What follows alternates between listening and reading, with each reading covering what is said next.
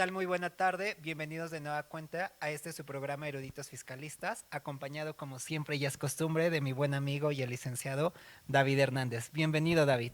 Muchas gracias, Charlie. Qué bueno tenerte esta vez aquí otra vez con nosotros y estar aquí contigo. Suena como trabalenguas, Un pero poquito. qué bueno estar aquí de nueva cuenta los dos en Change TV. Un saludo también al licenciado Adrián Santamaría, a nuestro equipo de trabajo que seguramente nos está viendo. Un saludo, pero ahorita se nos quedaron todo el mundo trabajando porque este cierre de año está pesado, se cierran todas las actividades, hay vacaciones, algunos de ustedes incluso probablemente ya están en este periodo y pues todo se carga en estas fechas, ¿verdad, David? Efectivamente, y mucho de eso lo vamos a notar también en la parte fiscal. Yo sé que nuestros ahorita deben de estar ahorita corriendo con su cierre de año, con el inicio del siguiente, que pago de aguinaldos, que pago de nóminas. Entonces, es un buen momento para hablar de lo que hablaremos el día de hoy. Es correcto. Y nuestro tema, David, justo es pues la materia fiscal y las facultades de comprobación que existen en esta materia fiscal. Y me gustaría muchísimo, David, empezar desde lo más básico para nuestros emprendedores, algunos de ellos ya eruditos en la materia, pero algunos que ahí están tocando sus pininos, por saber qué es el derecho fiscal, David. Sí, bueno, el derecho fiscal realmente sé que hay mucha gente que ya lo da por hecho, que lo da por sentado y dice, ah, bueno, tiene que ver con contribuciones, tiene que ver con pagar impuestos, Ok. ¿no? Pero, y hay gente que está muy casada con eso, un conjunto de normas jurídicas que bla, bla, bla, bla. Traducción de escuela. Traducción de escuela, ¿no? Pero bueno, en realidad la materia fiscal yo lo defino en lo personal como el resultado de las relaciones entre el Estado, es decir, entre la Federación Ok. y entre cada uno de nosotros que estamos obligados a contribuir al gasto público. Obviamente en todo lo referente a la recaudación, es decir, este cobro de impuestos, este tema de cuánto me debes a mi Estado para que yo financie todas mis obras públicas, como el famoso Tren Maya, Claro. como los programas sociales, como lo de jóvenes construyendo. Yo. ¿No? Entonces, todo ese tipo de programas se financian a través de recursos que tiene que captar el Estado. Es decir, cuando me refiero a Estado, me refiero a México, a toda la Claro. federación. ¿Ok? Entonces, este dinero que tiene que recaudar lo hace a través de estos mecanismos que implementa la federación a través de la recaudación de los impuestos. Ok, y aunque digas federación, evidentemente puede ser en cualquiera de sus tres niveles, esa recaudación. Sí, exacto. Hay algunos impuestos que están destinados a la recaudación local. Lo decimos local cuando tiene que ver con cada uno de los estados o de los municipios. Seguramente, pues al día, pues estamos en constante acercamiento con ese tipo de contribuciones, ¿no? Porque pensamos en ISR y en IVA, que es como uf, lo top, ¿no? Claro. Pero también sabemos que existe el impuesto predial, por ejemplo, que es un impuesto local, y vamos y lo pagamos ahí. Es que estamos en el estado, por Claro. ejemplo, ahí en nuestro municipio correspondiente, ahí hay unas oficinas de recaudación, y ahí pagamos, por ejemplo, el agua, ¿no? Y estoy hablando de impuestos, ¿no? Porque ahorita vamos a llegar en una parte donde vamos a ver qué tipo de contribuciones existen. Pero antes de ello, David, creo que la parte medular del derecho fiscal tiene que ver con esta palabra contribuciones. Bien, ¿qué es una contribución, David? Y sabemos tú y yo que existen distintos tipos de contribuciones. ¿Cuáles son para nuestro público? Sí, primero vamos a empezar diciendo que es una contribución, porque muchas veces en el argot del día a día, inclusive muchos contadores, fiscalistas ya experimentados, como es una palabra muy común al día en día, a todo lo llamamos impuestos, a Ajá. todo lo llamamos impuestos. Claro. Una contribución es la cantidad, vamos a pensar siempre en dinero, ¿ok? A pesar de que existe forma de pagarlo en especie, salvo algunas excepciones, ¿no? Que podemos pagar en especie y demás, todo tiene que ser al final del día cuantificable. Ok. Entonces, una contribución es una aportación, una cantidad, un monto que nosotros vamos a aportar para contribuir al gasto público. Viene desde la Constitución que tenemos que Sí. contribuir al gasto público a 31 fracción cuarta. Entonces, estos mecanismos que ya existen para poder aportar al gasto público son las famosas contribuciones y, como bien lo Ok. advertías, se dividen en diferentes. Tenemos en esencia cuatro, ¿va? Que tiene que ver con los impuestos, uh-huh, Uno, las contribuciones de seguridad social, dos, los derechos tres. y las contribuciones de mejora. Ok. Uh-huh, y por ahí tenemos también la figura de los aprovechamientos, ¿no? Ok. ¿Cómo podríamos, David, en sencillas palabras, explicar cada una de estas? ¿Qué me diferencia un impuesto a una contribución de seguridad social, por ejemplo? Sí, creo que con lo que estamos más en contacto, y eso de manera directa, es con el tema de los impuestos y con el tema de las contribuciones de seguridad social. Esos son los dos grandes rubros en los que siempre pensamos cuando hablamos acerca de impuestos o cuando hablamos acerca de contribuciones, ¿no? Entonces, lo que nos referimos con impuestos son esas cantidades a cargo de los contribuyentes, pero que derivan de un hecho imponible y un hecho generador. Ok. Ok, esos dos conceptos que juegan muchísimo en el mundo fiscal no son otra cosa más que yo me ubique, que yo persona física, que yo persona moral, bueno, hablando de las empresas, se ubique en una situación prevista por la norma. Vamos a poner un ejemplo. Por ejemplo, cuando la ley del ISR habla acerca de que todas las personas pagan el impuesto sobre la renta sobre la totalidad de sus ingresos, Ok. ¿ok? Entonces ahí vamos a hablar acerca de que ahí tenemos un primer supuesto, una hipótesis acerca de quién tiene que pagar esa contribución. Este es mi hecho Ajá. imponible. Ese es mi hecho imponible, ¿ok? Ok. Donde ya dice quiénes tienen que pagar el impuesto, cómo se tiene que pagar, ¿va? Cuándo se tiene que enterar. Ajá. Ok. Ahí vamos a hablar acerca de los elementos de estos impuestos, Es de hipótesis. que es la hipótesis, ¿va? Y ya Ok. una vez que yo soy un contribuyente, que soy una persona que comienza a captar ingresos, a realizar operaciones, y si en algún momento mi conducta, lo que estoy realizando, encuadra con esa hipótesis, vamos a hablar acerca de que pues hay ahí la existencia de algún impuesto, bueno, de una contribución, ¿va? Este es mi hecho Generador, generador. Ok. exactamente. Eso va a jugar a lo largo de pues estos diferentes rubros.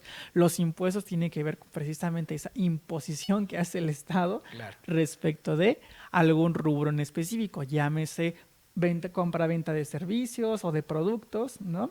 Llámese también la obtención de riqueza. Riqueza lo entendemos como eso que me queda a mí después de que tengo todos mis ingresos y mis gastos. Porque no, que yo tenga muchos ingresos no significa que sea rico. Claro.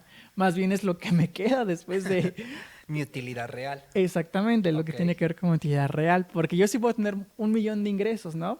Pero si para tener ese millón tengo que invertir anualmente o mensualmente 900,000 pesos, pues realmente lo que me queda son 100,000. Ok. Ajá. Esto tiene que ver, David, con la famosa capacidad contributiva.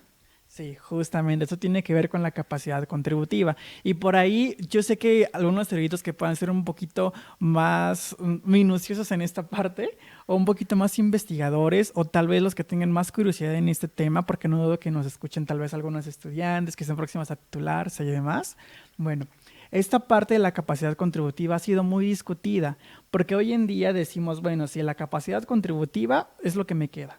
Y para eso tengo pues las famosas deducciones personales o las deducciones autorizadas. Y tengo ahí diferentes supuestos que finalmente me tienen que dar un valor final que tiene que ver con sobre qué se va a cobrar finalmente el impuesto, ¿no? Pero aquí hay un tema, lo que pasa es que hay algunas contribuciones que están topadas. Ok. Entonces, si yo me excedo de ese monto, a pesar de que disminuye mi capacidad para contribuir, pues entonces, pues realmente no está siendo considerada como tal. Y hay aparte algunas cositas que no están consideradas, porque por ejemplo, yo puedo decir, no, pues mi trabajo está en la Ciudad de México, pero yo vivo hasta Huehuetoca, por Claro. ejemplo, y todos los días tengo que tomar un camión que me cobra 30, 50 pesos, ¿no? Ok. Bueno, exagerando, porque, pues, bueno, tengo que tomar varios, supongamos. Sí, sí, sí. Entonces, 50 y 50, 100. Eso merma mi capacidad contributiva, Claro. obviamente, merma lo que yo estoy percibiendo de ingresos reales. Y no obstante, a la hora de que yo presente mi declaración, yo no voy a poner a la autoridad, pues que estoy teniendo un trayecto enorme desde donde vivo hasta mi lugar de trabajo. Ok. ¿Ok? Entonces son estas pequeñas aristas que no están consideradas dentro de la capacidad contributiva real del contribuyente. Ok, entonces en resumen podríamos decir es mi ingreso, perdón, versus mi egreso me va a dar mi capacidad tributaria. Así es, de capacidad contributiva. Contributiva, ok. Ahora David, esto tiene que ver con el tema de los impuestos. ¿Cómo identificamos que es una contribución por seguridad social?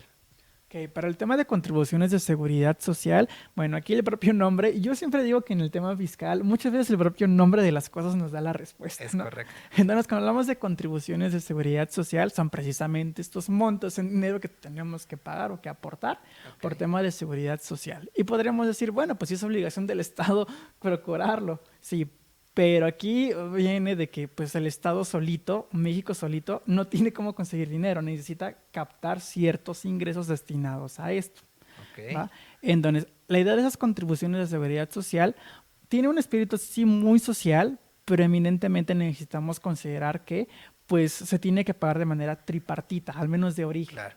Una parte la aporta el Estado, una parte la aporta el trabajador y una más el patrón. Al menos en esas relaciones contractuales en las que somos patrón y trabajador. A claro ejemplo, entonces, de seguridad social son estas retenciones que me hacen por cargas sociales. Exactamente, las famosas cargas sociales son Ok. mis contribuciones de seguridad social. Ok, y en estas contribuciones, David, siguiendo la línea, ¿cuáles son los derechos? Ok. Los derechos tienen que ver con esas cantidades en dinero que yo pago por un servicio que me presta el Estado. Y aunque puede sonar muy raro, la realidad es que todos hemos solicitado con una acta de nacimiento, que la expedición de una licencia de conducir, ¿Algún por trámite? ejemplo, algún trámite. Y cuando lo afectamos tanto a una dependencia pública, una dependencia de gobierno, pues entonces nos emiten ahí un comprobante de pago de derechos, ¿no? O Ok. tienes que ir a pagar los derechos tales. Ese pago de derechos son los famosos derechos. Ok, nos queda muy claro, entonces es por cualquier servicio que brinde el Estado. Ajá. Bien, ahora, ¿qué tiene que ver, o más bien nuestro cuarto rubro, David? ¿Cuándo es? Cuando viene una contribución a mejoras. Ok, esas contribuciones de mejora, yo siempre, bueno, yo lo critico demasiado realmente. De hecho, hoy justo estábamos criticando un poquito las David y contribuciones yo de nos mejora. echamos un round, han de saber por este concepto. Entonces, las contribuciones de mejora, pues realmente es un rubro que al día de hoy yo al menos no he visto que vayan con un contribuyente y le digan, oye, ¿sabes qué? Me debes tanto por contribuciones de mejora. Al menos no de manera aislada, ¿no? Esas contribuciones de mejora vienen derivados de la famosa, vamos a entenderlo derivado de la plusvalía, ¿ok? Vamos a entenderlo como que si es una contribución, es algo que yo estoy pagando, que tengo que aportar por el mejoramiento que de mi entorno, porque yo vivía en una casita y de repente pues empezaron a construir hospitales, de repente empezaron a construir A, B, C y D, y ya es un beneficio que yo estoy obteniendo. Que le da Pero, mayor valor a mi vivienda. exactamente, pero pues eso obviamente no es gratis, ¿no? No se construye gratis, no se Claro. paga gratis, ¿no? Esto viene derivado de, o me da origen a, mis contribuciones de mejora. Ok. Y teníamos los aprovechamientos, David. Ajá, los aprovechamientos son esos dinero que nosotros pagamos para aprovecharnos de bienes de uso público, ¿ok? Ok. Igual eso se vuelve un poquito difuso, ¿no? Porque decimos, muchas veces lo confundimos con derechos, o decimos esto es derechos, Ajá. pero una cosa tiene que ver con la prestación de un servicio, Ok. de yo Estado, yo México estoy prestando este servicio a Charlie, Ajá. o B, yo Estado tengo un bien, sí, de dominio público, sí es público, pero yo estoy cobrando por aprovecharse de este bien de dominio público. Claro, y es que esa línea es medio delgada en entender, ¿me estás dando un aprovechamiento o me estás dando un servicio por el cual estoy pagando y se vuelve un derecho? Sí, exacto. Entonces, igual, en la práctica, digamos que, aunque lo llamamos prácticamente impuesto a todo, ¿no? Sí. Cuando deberíamos lo correcto sí podría ser llamarle contribución a todo, ¿no? Ok. Y no impuesto, pero muchas veces en la práctica se tiende a verse demasiado difuso y cuando a un cliente, tú lo has visto, le decimos, no, pues es que tus aprovechamientos, es que Ok. tu pago de derechos, ¿no? Sí, claro. Entonces, realmente ese tema de, es que también se paga un impuesto por hacer este trámite, ok, ¿no? Ok. Y lo cantan perfecto. Pero a la hora de querer meterlos un poquito más a la esencia de la teoría, ¿qué es qué? Es cuando ya encontramos algunas aristas en cada uno de los rubros. Ok. Ahora, David, me gustaría muchísimo precisar, porque es algo que se ha dado en el transcurso de nuestras grabaciones, en algunas pláticas con clientes. Entendemos que es una obligación constitucional, pero realmente, ¿quiénes están obligados, David, a hacer estas contribuciones? Realmente, todas las personas que son, tanto físicas como morales, que se encuentran en el territorio mexicano, Ok. ¿no?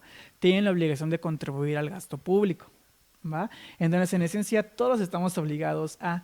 Y aquí también hay una pequeña confusión, porque decimos, solamente los mayores de edad o los que están inscritos en el RFC tienen que pagar contribuciones, Ok. ¿no?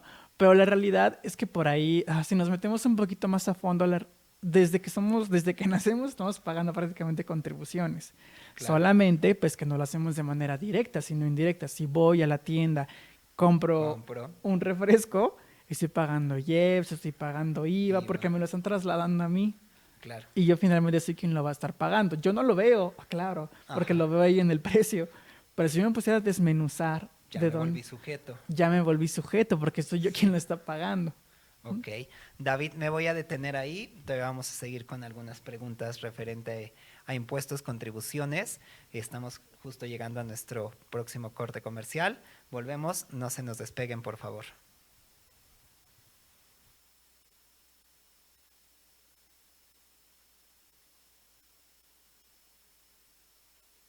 La increíble comunidad de mujeres empresarias de alto impacto en ACESEM. No se trata solo de un grupo de mujeres líderes, sino de una comunidad poderosa y solidaria, unida por un objetivo común: fortalecer la equidad de género y el empoderamiento femenino en el mundo empresarial. La visión de ACESEM es muy clara: crear espacios donde todas las mujeres puedan desarrollarse y alcanzar su máximo potencial. Nos enfocamos en mejorar nuestras habilidades, compartir conocimientos e impulsar el crecimiento personal y profesional de nuestras integrantes. Juntas, estamos impulsando un cambio hacia una sociedad más inclusiva y equitativa. En Mujeres Empresarias de Alto Impacto ACESEM, creemos en el poder de la sororidad. Trabajar juntas tiene un impacto duradero y estamos aquí para apoyarnos mutuamente en cada paso del camino. Nuestra líder, Annie Hernández, es una verdadera inspiración. Ella promueve el aprendizaje constante y la creación de redes entre mujeres empresarias, ayudándonos a crecer y a crear nuevas oportunidades. Su liderazgo nos motiva a seguir adelante y a abrir nuevos caminos. Cuando fortalecemos la equidad, fortalecemos el futuro. Somos Mujeres Empresarias de Alto Impacto ACESEM, impulsando el liderazgo, creando oportunidades y allanando el camino para las que vienen detrás de nosotras. Entonces, si buscas ser parte de una comunidad que se centra en el empoderamiento, el crecimiento y en marcar una diferencia real, has encontrado tu lugar. Únete a nosotras y sigamos construyendo un mundo donde todas las mujeres puedan prosperar. Soy Reina Sandoval, me especializo en imagen personal de directores y ejecutivos de alto nivel, ayudándoles a tener un mayor impacto ante sus clientes. Te esperamos todos los jueves 10 de la mañana por Change TV en el programa Fashion Stylist, donde platicaremos sobre tendencias, accesorios, entre otros, y cómo esto puede ayudar a fortalecer tu imagen personal.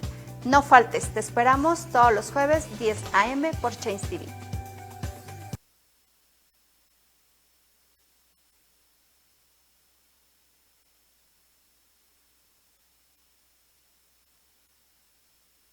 Soy Octavio Urbina Álvarez, artista plástico, promotor cultural, presidente de CIPLAM, la Confederación Internacional de la Plástica Mexicana, vicepresidente del Consejo Mundial de Artistas Visuales, COMAR. Te invito a que me acompañes en mi programa Los Recovecos del Arte, donde veremos la creación de las obras, los artistas, sus talleres, esos rinconcitos de la intimidad de los artistas. Todos los miércoles aquí en Change TV a las 4 de la tarde, la televisión del cambio. Y recuerda, el arte es el alimento del espíritu. Hola, ¿qué tal a todos? Mi nombre es Norma Ayala y soy especialista en temas fiscales. Colaboro con el programa Éxito 360. Los esperamos todos los viernes a las 11 de la mañana por Chain TV, donde le daremos un toque fiscal a todos los temas que enfrentas como empresario. No lo olvides, todos los viernes a las 11 de la mañana por Chain TV.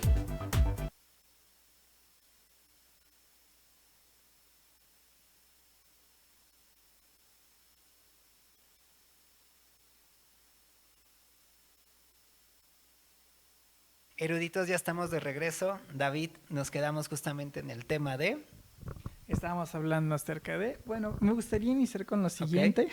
Estamos cerrando el tema de las contribuciones, acerca de, pues, el concepto de estos, cuáles eran los tipos de contribuciones. Hablamos acerca de que se confunde mucho con el tema de los impuestos. Impuestos, claro. Todo es impuesto. Porque decíamos, bueno, muchas veces pensamos que todo es impuesto, pero no todo es impuesto, todo es contribución, pero no todo es impuesto. Ok. Ahora, David, ¿qué pasa si de estas contribuciones, a las que con todo su mundo confundimos con impuestos, no las pago, no contribuyo? ¿Qué sucede? Sí, ¿qué pasa cuando de repente puede ser que ni siquiera conozca que existen, ¿no? Que yo las desconozca, que yo nunca supe que tenía que pagar, que nunca supe cuándo me ubiqué en el supuesto jurídico para empezar a pagar, ¿ok? Pues bueno, por ahí hay un famoso principio que dice que el desconocimiento de la ley no me exime de su cumplimiento. Es decir, que yo no conozca que existía esa norma no es justificación para decir que yo no debí de haber cumplido con ella. Claro. ¿Ok? Entonces, ¿Qué pasa en el momento en el que yo incumplo, en el que yo no sé? De inicio, no quiere decir que yo incumplí hoy, o en la mayoría de los casos no es así, que yo incumplo hoy y el día de mañana yo voy a tener la autoridad en mi puerta, ¿ok? Sino que puede ser que yo incumpla el día de hoy, que la autoridad lo detecte, mañana, pasado, dentro de una semana, inclusive después de 3 años, ¿no? O a punto de concluirse el año 5 y que por ahí se dé cuenta de que algo irregularice, ¿no? Entonces, cuando ocurren esas situaciones es cuando la autoridad tiene toda la facultad de llevar a cabo revisiones al contribuyente. Y muchas veces ni siquiera inicia como una revisión. Muchas veces solamente es algo que no le brinca en el sistema, porque hay que entender que hoy en día el SAT, como muchas otras autoridades, se funciona a través de servidores de inteligencia artificial. Es decir, no son personas las que están detrás de fiscalizar o no al contribuyente. Más bien son factores de alerta que de repente van haciendo la match al servidor del SAT y te pueden decir, por ejemplo, no, pues es que Charlie de repente tiene tantos ingresos versus tantos gastos, está dado de alta como asalariado, pero en el IMSS está reportando tanto, ¿no? Entonces, este tipo de disparos en ingresos, egresos, este tipo de inconsistencias son los que van votando al servidor del SAT. ¿Y qué es lo que hace el SAT? Cuando detecta inconsistencias, lo primero que hace en la mayoría de los casos es mandarme una atenta invitación, ¿ok? Claro. Primero me va a invitar a que me regularice. Me va a decir, oye, ¿sabes qué? Detecté algo que no me hace match. Bueno, acláramelo. En esta parte, David, quiero entender que entonces hay una automatización de lanzar estos focos rojos, ¿no? De ciertas conductas que se ven en el contribuyente, en el propio sistema, va en automático detectarlas y es cuando viene esta atenta invitación a la que haces mención. Sí, exacto. Primero va a empezar así, como un mensaje en mi buzón tributario, invitándome a que cumpla. Primero me va a hacer eso, un mensaje a buzón tributario, en la mayoría de los casos es así, un mensaje para invitarme a que me regularice o que explique. Hasta ahí, y no pasa más. ¿Qué va a pasar si no me regularizo, si lo hago mal, si aún así para la autoridad no es suficiente? Bueno, entonces ahora sí, me van a hacer una atenta invitación, atenta que de atenta no tiene nada, me hace una atenta invitación para acudir a las oficinas de la autoridad o en algunas administraciones desconcentradas ya me dicen, bueno, conéctate tal día, a tal hora, en tal día. ¿Una reunión virtual? Puede ser ya inclusive a través de una reunión virtual, pero sí nos ha tocado ver que la mayoría son en las oficinas de la autoridad. Claro. Literal, citan al representante legal y un acompañante, normalmente es el contador, que es quien tiene el contexto contable, porque en esta parte solamente me van a cuestionar la parte de, oye, lo que pusiste en tu declaración es esto versus lo que yo tengo registrado, explica. Aclaraciones. Solamente es una aclaración, aquí consejo sí es más conveniente que exista su contador o la persona que conozca la contabilidad de la empresa, ¿okay? Porque es finalmente lo que va a versar esta primera parte. David, vamos a llegar en unos minutos al tema de las facultades de comprobación, pero creo que justo ahorita entrando al tema de la atenta invitación, es totalmente preciso el explicarle a nuestra audiencia qué diferencia existe o qué es una atenta invitación y cuándo ya es una facultad de comprobación, porque no es lo mismo. Sí, justo, no se trata de lo mismo, aunque pudiésemos pensar que en teoría están revisándome ya desde ese momento. Digamos que no sentimos la presión de, y cuando me refiero a que no sentimos la presión de es que cuando están haciendo una atenta invitación todavía es una invitación. Es una invitación, es todavía este diálogo amistoso entre comillas, ¿no? Claro. Para, oye, vamos a platicar, explícame qué pasó ahí. Sí. ¿No? Habrá servidores públicos más rudos, ¿no? Que todavía se encajen a decirme, está mal, hazlo como yo lo digo, ¿no? Pero la idea de esto es que antes de que lleguemos a la imposición de multas, a que me estén fiscalizando y requiriendo mi información y documentación específica, que todavía me den la oportunidad a mí de aclarar esa situación. Entonces, eso es lo que no tenemos que echar en saco roto. ¿Cuál es la diferencia? Bueno, cuando hablamos ya de facultades de comprobación, es ya propiamente una auditoría. Esas famosas auditorías de la autoridad fiscal en la que ya realmente ya está buscando algo. Es como decir, yo ya sé que estás mal, yo ya tengo aquí cuánto me debes. Solamente requiero que me desvirtúes esas inconsistencias, que me expliques, ¿no? Pero yo ya sé cuánto me debes. Claro. ¿No? Y jurídicamente hay una trascendencia mayor entre atender o no una invitación a atender o no una facultad. Justo, porque cuando a mí me invitan a poder atender una latente invitación, yo voy, me explican, me dan una sábana de diferencias, realmente solamente una hojita impresa por los dos lados, o tal vez en los casos dos, dependiendo de qué tan mal esté la empresa. Dependiendo de las inconsistencias, claro. me van a dar a mí un plazo de 10 días para que yo pueda, inclusive para mandar por correo electrónico toda mi información y documentación que estime pertinente, ¿va? Incluso me van a decir qué solicitan, me van a decir, ¿sabes qué? Pues para esas diferencias, exhibe tu papel de trabajo, ¿ok? Para esta, basta con que me presentes tus declaraciones, ¿ok? Esa es una línea de captura que no me pagaste, págala, ¿ok? Digamos, nos la ponen todavía más fácil, entre comillas, ¿no? Claro. Ok, entonces, si yo no lo presento dentro de los 10 días, que puedo solicitar prórroga, evidentemente, no quiere decir que al término de los 10 días yo voy a tener un crédito fiscal. Ajá. No, esa es la gran Otra diferencia. diferencia. Ajá. Porque si en este caso yo no desahogo nada, la autoridad va a decir, ok, segunda invitación. Oye, te vuelvo a invitar a que cumplas, en el mejor de los casos, ¿eh? Te vuelvo a invitar a que cumplas, por favor, hazme caso. Y ya vuelven a ir, ¿no? Y puede ser una primera, una segunda. Pero lo más seguro es que no haya una tercera.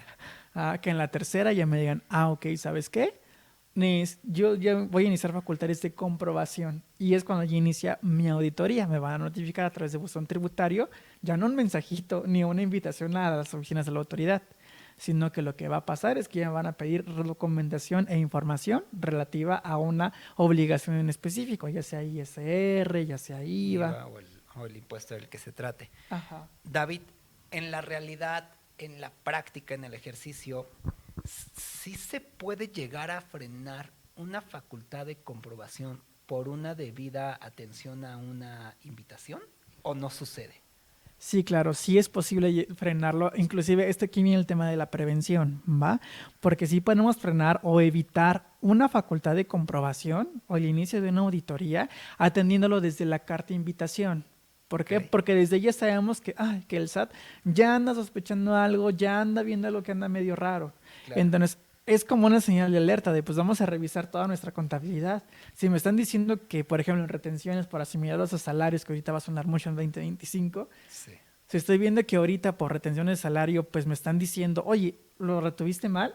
Pues me pongo a revisar literal mis declaraciones para ver si hace match, si no hace match. Si yo estoy completamente seguro en ese momento que cumplo a cabalidad con todo lo que me están pidiendo y está perfectamente cuadrado, es el momento que yo se lo explique a la autoridad. ¿Lo voy a detener? Tal vez sí, tal vez no, pero yo lo podría frenar desde ese momento. Porque si en dado caso de que llegue a ocurrir una auditoría ya, yo voy a contar con los elementos inclusive para poder decir a la autoridad, no, pues yo ya tengo todo esto, sé que venías persiguiendo esto, ya lo tengo. Creo que cuando vas a entrar a una contienda de este tipo, David, es mejor no entrar a ciegas. Y no entrar a ciegas, pues es entrar justamente a revisar tu atenta invitación y atenderla, porque desde ahí te van a decir, como tú me dices, esta sábana con estas incontingencias, y entonces ya llevo un paso adelante, porque voy a saber, ok, me van a bombardear, ¿dónde están las bombas en mi contabilidad? ¿Dónde están las bombas fiscales que hoy tengo? Y eso me va a dar una gran ventaja. Sí, justamente. Esto, bueno, no siempre ocurre una tanda de invitaciones antes de iniciar un procedimiento de fiscalización. Okay. Pero en el mejor de los casos, podremos irlo atendiendo desde ese momento. Claro. Hay veces en las que de la nada, auditoría porque requerimiento, pero normalmente, y eso es por eso muy importante ir atendiendo el buzón tributario, no echarlo en saco roto, porque normalmente me van llegando de manera continua estos mensajes, detectamos algunas inconsistencias. Y ahí se queda. Y ahora que la pienso, David, incluso, y lo decíamos hace tiempo, que el contribuyente estaba muy educado a que si llegaba una invitación de este tipo, se escondía, ¿no? Le tenía miedo. Y creo que hoy el chip ha cambiado. Hoy el chip sí es de, aunque ya me llegó, David abogado, Adrián Santamaría abogado, Juan Carlos abogado, me llegó esto, ¿qué hago? ¿No? O ya se acercan porque sí quieren atenderlas. Uh-huh. Sí, exactamente. Ya el chip hoy en día cambia precisamente por esos movimientos tan rudos que ha tenido la autoridad, ¿no? Sí ha cambiado un poco el chip, ¿va? Todavía hay contribuyentes que son muy de la vieja escuela de, sí. Me llegó, pero no lo abras. No pasa. No pasa. O contadores que inclusive, eso era un mensaje del SAT, no pasa nada, no lo atiendas. Hasta que te llegue la auditoría, ahí sí lo atendemos. Ok. Ahora, justo David, ya llegando a la auditoría, a las facultades de comprobación, ¿cuáles son esas facultades de comprobación? Claro, tenemos principalmente nuestras 3 facultades de comprobación, que va a ser mi revisión de gabinete, mi visita domiciliaria y mi revisión electrónica. Okay. Si estamos desglosando cada una. Creo que sí. ¿Con cuál quieres empezar, David? Te dejamos escoger. Visita domiciliaria. Ok. ¿Va? Digamos que es la menos usada. Ajá. Hasta hace unos años. Hasta hace unos años ya ha quedado en desuso, Sí. al menos a nivel federal. A nivel local todavía es muy común Ok. ver ahí visitas domiciliarias. ¿Por qué? Porque pues todavía no se han implementado en todas las entidades ese tema de los medios electrónicos. Ok. Pero la visita domiciliaria era algo muy usado hasta hace apenas algunos años. ¿Ok? No consiste en otra cosa más que la autoridad acude a mi domicilio, que acude al domicilio y ahí mismo requiere la información y documentación del contribuyente. Dice, no lo sé, Juan Pérez, ¿no he escrito tu nombre? Juan Pérez, ok. Soy el administrador tal, vengo representando a la administración desconcentrada tal. Ajá. Estamos revisando, no sé, ISR 2022. Ok. ¿Ok? Y para eso requiero que me exhibas acta constitutiva, últimos recibos de nómina que has timbrado, ¿no? La información que me La requiere. información que me requiera. Y en ese momento yo tendría que aportar a la autoridad esa información y documentación que me esté requiriendo. Ok. ¿Ok? Si yo en ese momento no puedo hacerlo, pues evidentemente me dan un plazo para que yo pueda exhibir esa información y documentación. Ok. Me voy a pausar aquí, David, porque estamos muy cerca de nuestro corte. Y volvemos con ustedes, eruditos. Seguimos con facultades de comprobación. Volvemos ya.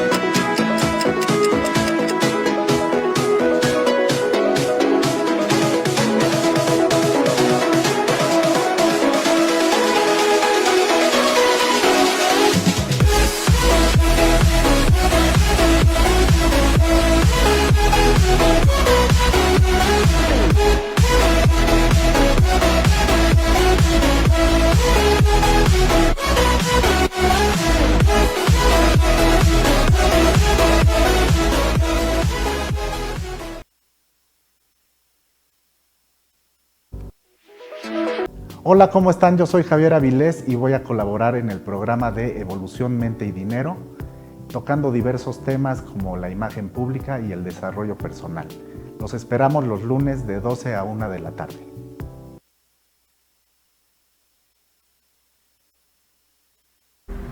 Hola, ¿qué tal? Mi nombre es Ofelia Fernández, especialista en desarrollo psicoemocional desde la psicoterapia gestal, psicooncología, suicidología, logoterapia, tanatología y mindfulness. Quiero comentarte que estaré en el programa Evolución Mente Dinero, que se transmite todos los lunes en punto de las 12 del día por tu canal Change TV, la televisión del cambio. Ahí nos vemos. Hola, afición de Industrial de Naucalpan y sobre todo los amantes del deporte y del fútbol. Hoy me es grato informarles que Industriales FC inaugura un canal de televisión por medio de Change TV para que tú conozcas todo el contenido de Industriales y de este gran proyecto deportivo, en el cual incluirá academias, las noticias de las ligas donde vamos a participar con los primeros equipos y encontrarás contenido nacional e internacional. Todos los miércoles a las 6:30. Nos vemos en la cancha. Soy Octavio Urbina Álvarez, artista plástico, promotor cultural, presidente de CIPLAM, la Confederación Internacional de la Plástica Mexicana, vicepresidente del Consejo Mundial de Artistas Visuales, COMAR. Te invito a que me acompañes en mi programa Los Recovecos del Arte, donde veremos la creación de las obras, los artistas, sus talleres, esos rinconcitos de la intimidad de los artistas.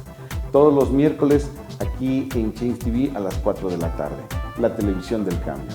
Y recuerda, el arte es el alimento del espíritu.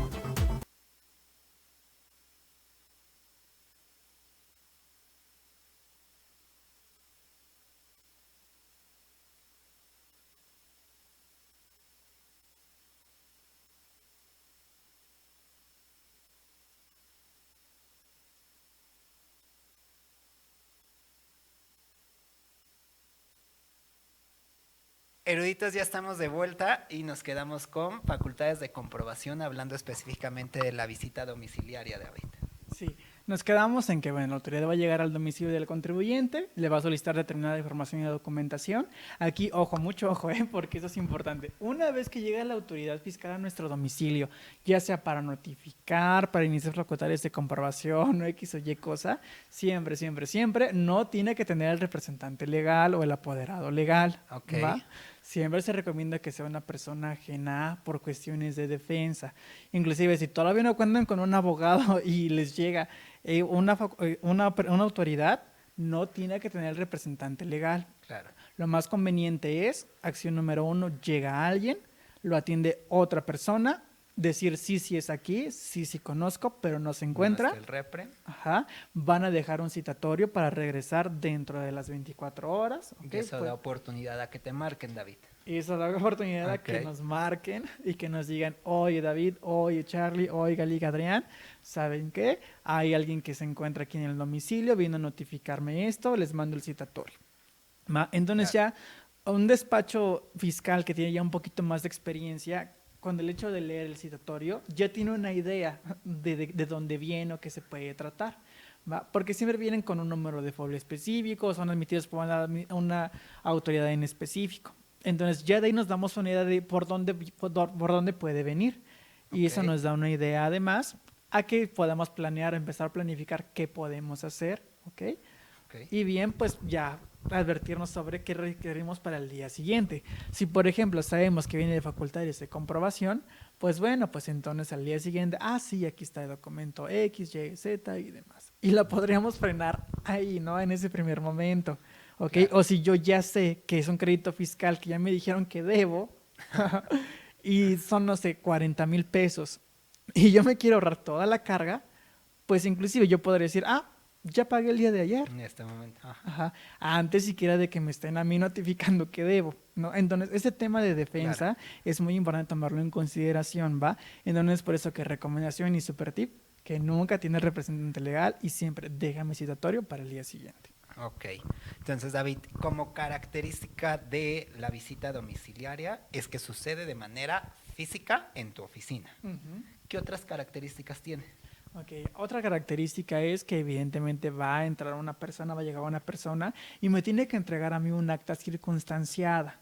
Esta acta circunstanciada es fundamental en las visitas domiciliarias de la autoridad. ¿Por qué? Porque si no, no existe una constancia de que efectivamente se apersonó esta persona, suena como trabalenguas, en mi domicilio. Y tiene que asentar todas las cuestiones de modo, tiempo y lugar. Me refiero a la manera en la que se apersonó, en la que entró, por dónde entró, cuándo entró, cómo verificó que era mi domicilio. Importante, la fecha, el domicilio y con quién atendió la diligencia. Ya estamos diciendo que no la va a atender el representante, la va a atender Juanito Pérez, ¿no? La autoridad está obligada a sentar datos objetivos. ¿Y qué son datos objetivos? Algo que no se presta interpretación. Yo no voy a poder decir, una persona de tez morena, porque pues bueno, ahí todos. Podría ser tú, podría ser yo, ¿sabes? Exactamente. ¿no? Sino que tiene que poner datos que efectivamente me permitan a quien esté leyendo la acta circunstanciada identificar quién es la persona con quien se atendió. Claro. ¿Ok? Entonces, ese tipo de circunstancias son las que tenemos que ir planificando desde el inicio y ver que cumpla o no cumple con esos requisitos mi acta circunstanciada. Esa es una de las características. Otra característica es, bueno, igualmente tiene una duración de 1 año. Todos los procedimientos todas las auditorías tienen un plazo de 1 año, a excepción de la revisión electrónica. Ahorita llegaremos. Ahorita llegaremos a eso, pero bueno. Entonces, tiene un plazo de 1 año. Entonces, durante ese plazo, la autoridad puede ir levantando actas parciales. Esas actas parciales son, por ejemplo, cada requerimiento adicional que me quiera ir a hacer la autoridad o cada visita adicional que haga a mi domicilio. ¿No? Y al final va a emitir, pues, un acta final, ¿no? Esta acta final, pues, ya digamos que viene siendo algo así como mi oficio de observaciones, ¿ok? Va a emitir un acta final donde me va a decir, pues, qué observaciones hay y demás. Y al final del día tiene que emitir un crédito fiscal, en su caso. En conclusión, David, en esta parte de visita domiciliaria, ¿cuáles son las etapas para que las tenga bien identificado nuestra audiencia? Ok, en la visita domiciliaria pues empezamos con el primer requerimiento de información y de documentación y de hecho son etapas que se refieren en realidad en mis tres procedimientos, ¿ok? Veo un primer requerimiento de información y de documentación que es con lo que inicia mi auditoría o el procedimiento de auditoría. Ya cuando queda notificado ese primer requerimiento, ya yo inicio el procedimiento. ¿Okay? A lo largo de este procedimiento hay requerimiento tras requerimiento, llámese por mediante una visita, llámese por una revisión de gabinete, que ya llegaremos a eso, ¿no? Sí. Después de eso viene una etapa donde me dan a conocer las observaciones, ¿ok?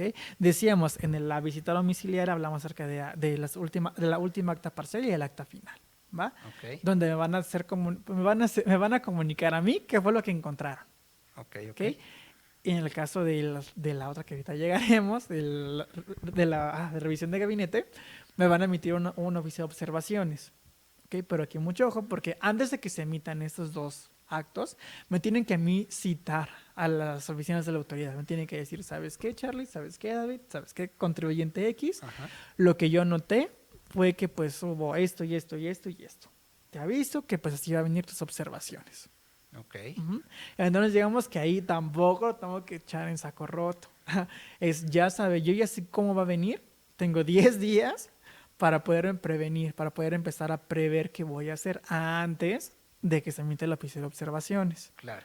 Ok, entonces por ahí también hay posibilidades hay estrategias para qué podemos hacer en ese momento. Su abogado fiscalista les podrá asesorar muy bien al respecto de cómo podemos inclusive, ¿no?, hacer incurrir en error a la autoridad, pero es otra cosa. La fórmula secreta no la damos aquí. La fórmula secreta no la damos aquí. Ok, ahora David, estás tan insistente de repente y se te va. Vamos a llegar. Revisión de gabinete. ¿Qué es la revisión de gabinete? Claro, antes quiero hacer un énfasis muy importante porque a consideración personal, las visitas domiciliarias facultades de comprobación concluyen con la emisión del oficio de observaciones, ¿va? Porque por ahí la autoridad y muchos otros fiscalistas y contadores tal vez no estén tan de acuerdo con esa fórmula, pero hay quienes intuyen que las facultades de comprobación finalizan con un crédito fiscal, ¿ok? Entonces, importante aclarar que una cosa es mis facultades para determinar créditos fiscales y otra cosa son mis facultades para una revisión, ya sea al contribuyente por visita domiciliaria, revisión electrónica, ¿ok? Entonces, a consideración personal, y creo que es un criterio que compartimos, pues hay que diferenciar estos dos momentos. Eso se vuelve importantísimo a la hora de defender a un contribuyente. Ok. Revisión de gabinete, David. Ahora sí, revisión de gabinete, no es que me quiero ir por la tangente, pero la revisión de gabinete. Ok, esa es la más común hoy en día, ¿ok? Bueno, la revisión de gabinete no consiste en otra cosa más que me notifican a través de buzón tributario. Inclusive puede ser la notificación personal, pero que siga siendo una revisión de gabinete.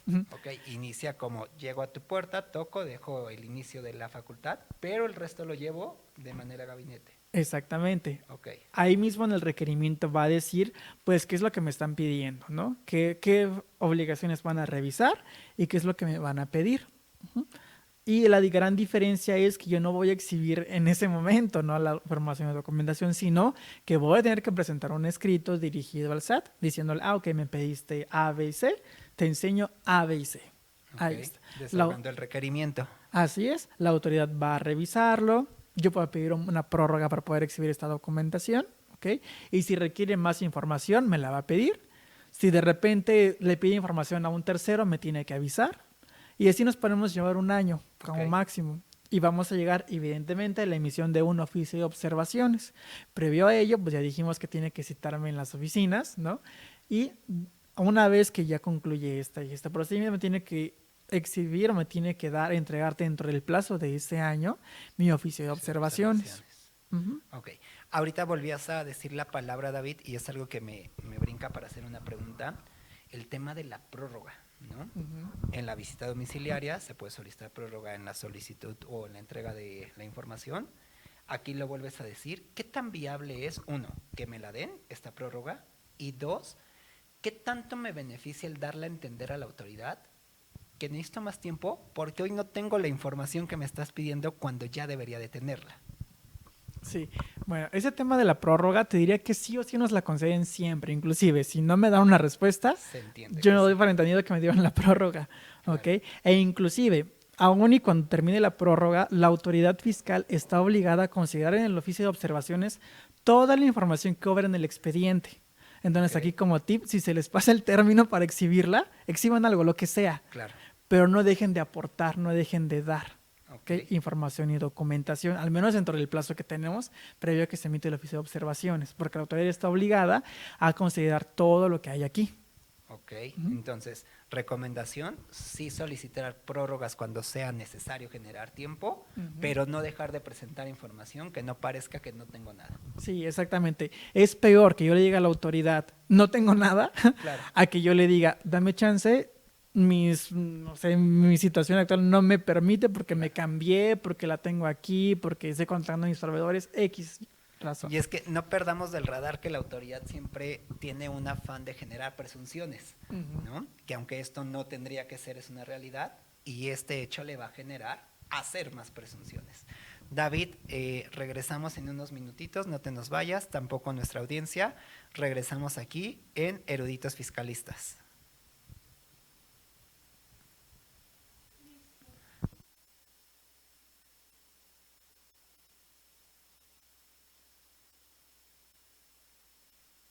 La Asociación de Empresarios y Ciudadanos de México. Cada día trabajamos sin descanso para fortalecer el tejido empresarial y cívico de nuestro increíble país. Nuestra misión es simple pero poderosa: construir puentes entre los sectores público y privado para el desarrollo económico y social. Desde nuestros inicios, nos hemos dedicado a representar los intereses tanto de los empresarios como de los ciudadanos. Nos enfocamos en conectar con secretarías de Estado, fiscalías, municipios y embajadas. Creemos en el poder de la colaboración y en el impacto masivo que el trabajo en equipo puede tener para hacer a México más competitivo. Uno de nuestros pilares fundamentales: la vinculación gubernamental y diplomática. A través de alianzas estratégicas, trabajamos con diferentes niveles de gobierno y representaciones diplomáticas para crear oportunidades de inversión, comercio y desarrollo social. El futuro de México depende de la innovación. En ACESEM nos aseguramos de que tanto los empresarios como los ciudadanos estén preparados para enfrentar los desafíos del siglo XXI, integrando nuevas tecnologías, promoviendo la sostenibilidad y fomentando la inclusión. En ACESEM creemos en la igualdad de oportunidades y en el poder transformador de las mujeres en los negocios. Por eso hemos creado el capítulo de Mujeres Empresarias ACESEM y el capítulo de Mujeres Empresarias de Alto Impacto ACESEM. Aquí apoyamos a mujeres líderes, emprendedoras y visionarias para que sigan creciendo y desarrollándose. Y no nos hemos olvidado de los jóvenes. En ACESEM hemos construido una estructura juvenil que combina la innovación de las nuevas generaciones con la experiencia de nuestros líderes empresariales. Esta sinergia nos permite representar eficazmente los intereses de los jóvenes, promoviendo su participación en el crecimiento económico y social de México. Hablemos de la burocracia. Entendemos que la burocracia puede ser uno de los mayores obstáculos para los emprendedores. Por eso hacemos que el proceso de iniciar un negocio sea rápido y fácil, guiando a nuestros miembros en cada paso del camino para que puedan enfocarse en lo que más importa: hacer crecer su negocio. Y sabemos que la certeza jurídica es crucial para que los inversionistas se sientan seguros.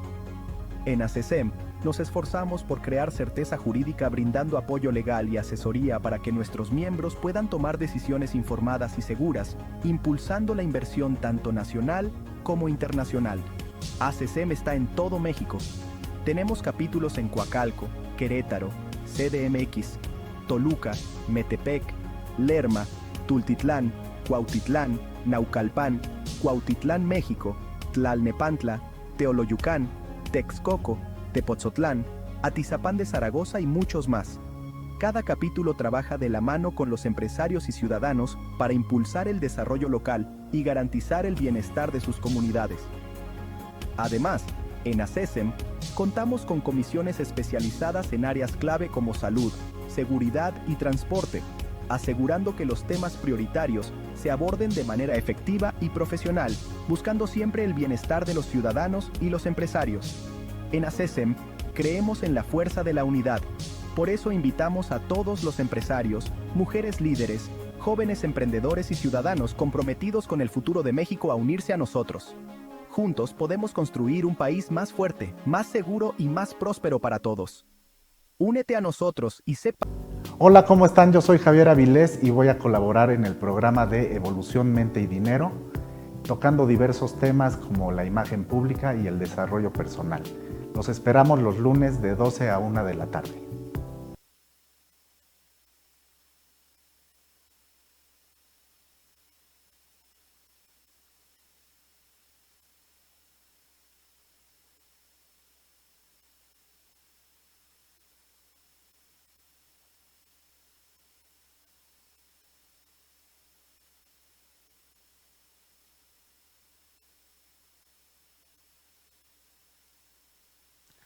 Ya estamos de vuelta, eruditos, emprendedores, y pues nos vamos con la última facultad de comprobación que existe, David, que es... La revisión electrónica, que Ok. pues bueno, la autoridad dice que es una facultad de comprobación. Honestamente yo no creo que sea una facultad de comprobación. Aquí voy a poner pausa porque David de antemano dijo voy a criticar la facultad de comprobación de revisión electrónica porque... ¿Por qué, David? Sí. Hay muchas críticas que hacerle a la revisión electrónica. Número uno, porque la realidad es que en el momento que la autoridad practica una revisión electrónica, Ajá. literalmente ya me está diciendo cuánto le debo desde el inicio. Claro, ya está Ok. determinado. Ajá, y yo ni siquiera sé desde qué momento empezó a fiscalizarme. Vamos a poner un ejemplo, ¿va? Ok. Cuando llega a mi buzón tributario, este primer requerimiento, este primer aviso acerca de que me están llevando a cabo una revisión electrónica, van a acompañarme sí mi oficio donde va a decir pues qué me están solicitando, supuestamente qué fue lo que revisaron, etcétera. Y me van a decir, yo lo que revisé fue la información a la que yo, autoridad, tengo acceso, la que está en mis bases de datos. Ok. Y me va a emitir una preliquidación. Es decir, mira, te va a decir, oye, ¿sabes qué? Ya revisé que es todo lo que yo tengo Y aquí es esto. y me debes 50 pesos. Ok. ¿Ok? Me dice, págame si quieres y te doy un beneficio, ¿no? Te doy un descuento. por Ya eso. solo dime si estás de acuerdo o no. Ajá, solo dime si estás de acuerdo o no, si la pagas o no la pagas. Si no, pues bueno, pues te doy ahí tus 10 días para que me digas si estás Ok. de acuerdo, si no estás de acuerdo. Por ahí te permito que me exhibas información y documentación, ¿ok? Me va a dar mi plazo, yo voy a tener la oportunidad de exhibir información y documentación. Si no lo hago, pues se va a quedar firme esa preliquidación. Ok. Y si lo acepto, pues pago y ahí termina, ¿no? Pero aquí viene mi primera crítica. Ok. La lógica de las otras facultades de comprobación es que en teoría la autoridad apenas va a revisar qué es lo que tengo, qué es lo que no tengo y con base en eso me lo va a emitir. Al menos se disfraza un poquito más el que ya tenga determinado un monto al que llegar. Ok. Pero en la revisión electrónica yo no sé desde cuándo empezó a revisarme la autoridad. Autoridad. Al menos dentro de las facultades de comprobación que conocemos, que por ejemplo la revisión de gabinete, sé que es un año lo que va a estar ahí revisando. Yo no sé si la autoridad me comenzó a revisar hace 2 años. Ok. Y se tomó todo el tiempo del mundo para pues empezarme a revisar y llegó a un número. Y eso me genera incertidumbre en saber realmente cuándo empezó el acto de molestia. Exacto. Yo no Ok. sé desde qué momento empezaron a pues a invadir mi privacidad Claro. en ese aspecto, ¿no? Y ya. Y pero bueno, vamos a decir que en todas las demás hacen lo mismo, ¿no? Entonces, me van a decir, no, ya doy, pero pues que en todas la autoridad ya sabe, ¿no? Ok. Pero bueno, la gran diferencia es que en las otras dos yo voy a tener un año para desenvolver toda esta sábana de inconsistencias, o sea, toda esta revisión. En este caso no. Claro. En este caso, pues bueno, va a terminar ese plazo, ¿ok? Porque son plazos cortitos, 10 más, si es que quieren más información, ¿no? Ok. Y así, si llegan a hacer una compulsa con terceros, si hay información de algún tercero, me van a dar pues mi plazo. Pero son plazos así acotaditos. Ok. Reduce todo. Una vez que termine el plazo, la autoridad solamente va a tener, digamos que ahí termina, ahí cortamos la facultad de comprobación con la última oportunidad que yo tengo para alegar lo que a mi derecho convenga. Y ahí terminamos. Ok. A partir de eso, pues la autoridad sí tiene menos tiempo para emitir un crédito fiscal, pero si consideramos en términos de tiempo, yo no me voy a aventar un año, voy a aventar cuando a lo mucho, no sé, 6 meses, 6 ¿te meses. gusta? Entonces voy a agotar la mitad del tiempo prácticamente para poder yo solventar inconsistencias, solventar lo que la autoridad ya detectó. Entonces, es otra crítica que yo hago, ¿no? Es, bueno, pues voy a tener menos tiempo yo contribuyente para poderte demostrar que está bien y que está mal. Claro, mi tiempo de defensa es menor. Mi tiempo de defensa claramente es menor. Ok. Y porque aparte, pues tú ya revisaste, tú ya estás presumiendo que es, tú Claro. ya estás determinando créditos fiscales cuando pues ni el caso. Y aquí habría la cuestión para decir, bueno, ¿qué tan constitucional es o qué tan legal es que me estén determinando sin que me estén dando la oportunidad de alegar? Porque desde el inicio ya sabe la autoridad cuánto debo, Sí. ¿no? Y yo no puedo hacer nada en contra de esa preliquidación. Pero como es pre, no es obligatoria, ¿no? Ok. Aunque este tipo de revisión, David, considero que es la menos usual. Ajá, exactamente, es la menos usual. La llegamos a ver sobre todo, por ejemplo, en EFOS. Ok. ¿Ok? En las CEFOS lo llegamos a ver mucho. Para los que no sepan o no ubiquen mucho qué son las CEFOS, son las empresas que facturan operaciones simuladas, las que están en este famoso 69B. ¿no? Las factureras que decíamos. Las entre factureras. cortes. Ajá, Ok. exacto. Entonces, son en estos casos cuando principalmente vamos a ver estas revisiones electrónicas. ¿Por qué? Porque la autoridad realmente empieza a fiscalizar desde que está revisando la EFOS, es decir, desde que está revisando si esta empresa que presume que factura operaciones simuladas está llevando por ahí algunas actividades ilícitas relacionadas con la venta de facturas. Desde ahí ya comienza a rastrear sus clientes A, B, C y D a quienes les emitió facturas. Desde ahí ya tienen la primera información acerca del contribuyente. ¿Ok? Entonces es por eso que tomando en consideración esta información que ya tiene derivada de la EFOS, es decir, la empresa que factura operaciones, pues ya se va contra la empresa que compra esas facturas, o esa empresa quienes le facturaron, y es cuando dicen, no, pues yo ya tengo toda la información, ¿qué te puedo pedir? Ok.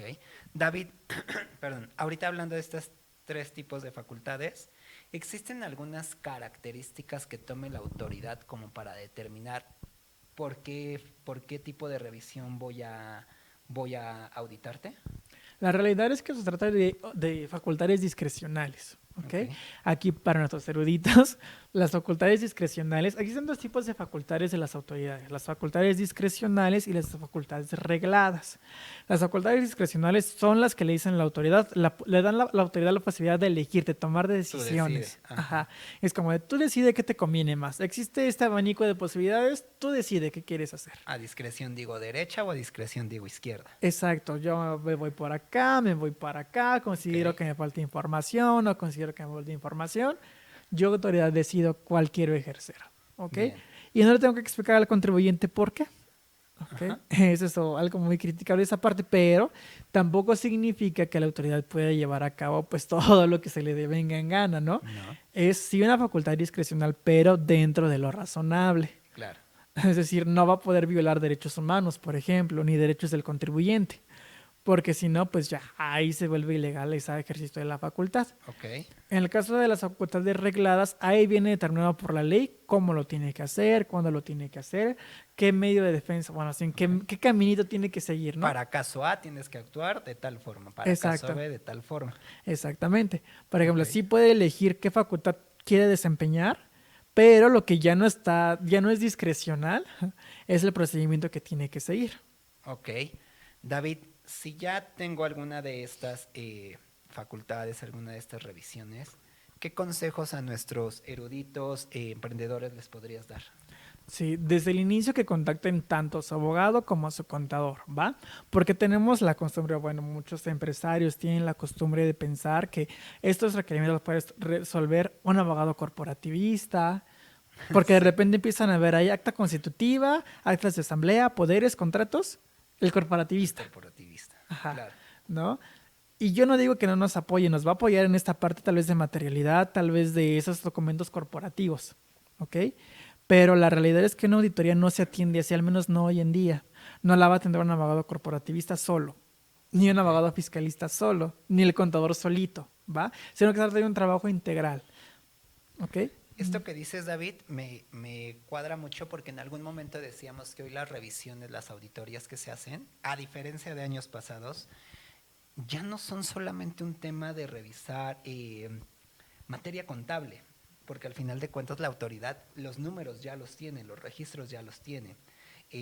Hoy en día la auditoría va más allá sí te reviso tus números, pero también vengo a revisarte esta parte de materialidad, esta parte corporativa, esta parte de contractual. Ujú. Justo, llenos como hace algunos años que decíamos, ay, pues presento mis libros contables, presento mis declaraciones y mis facturas y ya, toda autoridad tienes que entender que yo sí hice la operación. Hoy en día ya no funciona así. Okay. Hoy en día mis operaciones tienen que estar sustentadas, tengo que demostrar que contaba con el personal para llevarlas a cabo, que efectivamente se prestaban las operaciones que constan en los FDIs o en las facturas, tengo que comprobar que efectivamente yo contaba con un establecimiento donde prestar el servicio, ¿no? Claro. Y en este sinfín de documentación e información que me piden, David, independientemente de la materia o naturaleza que sea, creo que también es por eso importante tener un abogado a la mano, un abogado fiscalista, porque en esta infinidad de cosas que me piden, la autoridad puede pedirme cosas que incluso no esté facultado a hacerlo. Y el contribuyente desde el miedo de ya me llegó el requerimiento con 30 cosas, voy a exhibir las 30 cosas, pero a lo mejor solo tengo que exhibir 20 porque solo está facultado para pedirme 20. Sí, justamente, eso también es un error muy común, que de repente yo le quiero exhibir a la autoridad, inclusive de más, ¿no? Claro. Ay, me pidió de 2 asimilados a salarios, pero híjole, yo tengo 5. Le mandas de una vez todo. Más vale que sobre y no que falte. Sí. Entonces, aquí hay que tener mucho ojo. Si la autoridad me pide 2 cosas, le exhibo 2 cosas. Ok. Si me pide 3, le exhibo 3. ¿Ok? Claro. Y si de repente me pide algo que mi abogado me diga, oye, pues es que esto está mal, no está previsto en ley, híjole, ahí depende del abogado, valoramos, ¿no? Ok. Eso en sí te lo puede pedir, no te lo puede pedir, lo vamos a exhibir solamente para cumplir, pero pues ahí tenemos que ir planeando, bueno, cómo la vamos a defender, qué tanto nos pega, qué tanto no nos pega, qué información Claro. sí nos conviene y hasta qué punto nos conviene presentarle esta información a la autoridad tal cual la está requiriendo. En alguna ocasión, por ejemplo, veíamos que nos pedían inclusive para una garantía de interés fiscal, ¿no? Sí. El medio de defensa que interpuse. Y es como Sí. de, eso ni siquiera Claro. viene en ley. Sí. Digo, no me afecta, te lo exhibo autoridad, pero desde ahí está mal. No, y otro caso donde, bueno, o será el mismo David, no recuerdo, pero hemos visto sin fin de garantías donde ya uno cumple con los 10 requisitos, pero por el solo hecho de no otorgarte esa garantía, te inventan otros 5, 6, 7, ¿no? Y que tú revisas en tu código, revisas en tu ley y dices, ah, caray, no están, ¿no? Son, son meramente inventados. Sí, exacto. Vemos, por ejemplo, va llevándose bien, y ya llega el oficio de observaciones o la resolución de la garantía y me dicen, es que nunca exhibiste A, B y C. Es como, pues, ¿en qué momento me lo Claro. pediste? Sí, sí, sí. Ajá. Ok. En estas facultades, David, también quiero entender que, ya hablábamos hace unos minutos, que ha dejado de ser tan frecuente la visita domiciliaria, ha sido más la de gabinete. Tuvo que ver mucho el efecto de pandemia. Sí, uno, el efecto de pandemia y dos, porque realmente está plagada de vicios, o bueno, tiene muchos vicios el tema de las visitas domiciliarias. Ok. Porque por ahí, de hecho, la mayoría de la jurisprudencia en temas de auditoría solía ser en temas de visitas domiciliarias, qué requisitos tienen que tener, qué la acta circunstanciada, que Ok. cuándo se tiene por solventados todas las inconsistencias, que si de repente se notifica el representante legal, aquí importante se está usando todo. Claro. ¿no? Porque aquí al hacerla en vivo hay mayor margen de error. Eso Ajá. no le conviene a la autoridad. Exacto, es como decimos, entre más participación humana exista, mayor Claro. cantidad de errores existen dentro de los actos que emite la autoridad. Ok. David, si ya tengo una visita en puerta, aparte de mi contador y mi abogado, ¿tendría que tener otra pieza fundamental? Yo te diría que sí, una persona que inicia, porque muchas veces en las empresas tenemos un contador, pero un contador externo. Claro. Tenemos un abogado, pero el del despacho que al que le hablo cada mes, cada que me surge algo, cada vez que nos quedamos de ver porque tengo dudas, ¿no? Ok. Y pues el abogado, el despacho o el contador realmente no conocen la operación del día a día. Podría ser mi administrador el que sí esté sumergido en esta operación del día a día. Exactamente, este administrador que tenga perfectamente bien ubicado este kit empresarial del que hemos hablado tanto, Claro. ¿no? Que tenga ubicado, bueno, pues cuando se constituyó, que tenga ubicado, ¿no? Pues es el comprobante de domicilio, ¿no? Y además que esté capacitado para tener una visita, porque puede parecer muy asombroso o muy sin importancia, ¿no? Claro. Pero sí es importante capacitar a la persona, a una persona que sea la encargada de atender las visitas de la autoridad, que sepa desde cómo identificarla hasta cómo se tiene que despedir de él. Claro, incluso, y lo hemos mencionado en otros capítulos, sobre todo en tema de cumplimiento, David, o en tema de ventajas fiscales, lo importante que es capacitar a mi gente, ¿no? Para cuando llegue una autoridad y toque la puerta, sepa qué debe de decir, cómo debe de actuar, cómo debe de reaccionar, ¿no? Porque a lo mejor y llega, toca la puerta y pregunta por la empresa Patitos SADCB, y a lo mejor la recepcionista que atiende la puerta es nueva, ¿no? Y no conoce que la empresa es Patitos SADCB, a lo mejor ella solo tiene en vista el nombre comercial y desde ahí podemos caer en el error. Sí, exacto. Desde ese momento podríamos ya estarle metiendo el pie a la empresa, porque basta no sé quién es, no, aquí no es, sí, para que nos deriven diferentes problemas. Puede derivar hasta en la cancelación de sellos digitales solo por no saber cómo se llama la empresa. Claro, te marcan como no localizado y las consecuencias son mayores. Sí, exactamente. Entonces sí es importante capacitar a las personas que van a tener ese tipo de visitas, porque por ejemplo, es muy sonado el tema de Isasaga, ¿no? Ajá. Que llegan las visitas, porque ahí en materia aduanera, acaba de hacer la aclaración, no necesitan el nombre de un contribuyente en particular. Basta que digan, se va a realizar en Isasaga 21 el tal día, tal hora. Claro. Y quien se encuentre en el local número 22. Ajá. Y llegan así, ¿no? Sí, y eso también se presta mucho a que hay algunas autoridades que pues no son autoridades, pero solamente por no sé, retirar la mercancía, por hacerse de pues, los bienes que tienen ahí la gente, pues empieza a practicar auditorías falsas que no son reales. Justo, David, y qué bueno que tomas el tema, porque hace unos días en alguna plática, incluso no recuerdo si estaba el licenciado Adrián, hablábamos de esto, ¿no? De cómo hace unos años había este tipo de revisiones, auditorías, visitas ficticias, donde se prestaba para el robo, donde se prestaba para el fraude. Si hoy me llega una persona ostentándose como parte de la autoridad, ¿qué tengo yo que revisar para validar que sí sea cierto?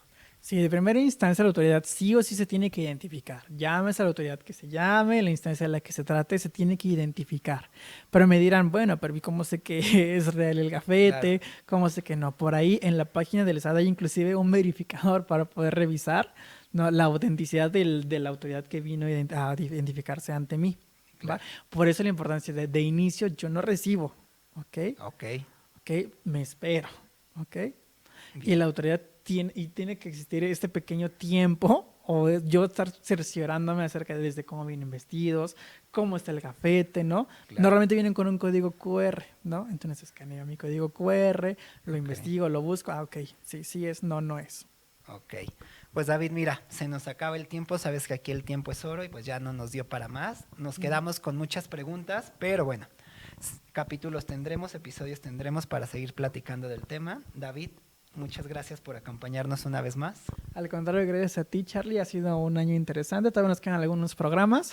Dos específicamente. Pero que van a ir cerrando el año aquí con nuestros eruditos. De hecho, nos tocará Navidad y Año Nuevo estar aquí con ustedes. Mientras tanto, nos toca despedirnos. Muchísimas gracias. Un servidor, el licenciado Juan Carlos Lara. Nos vemos pronto.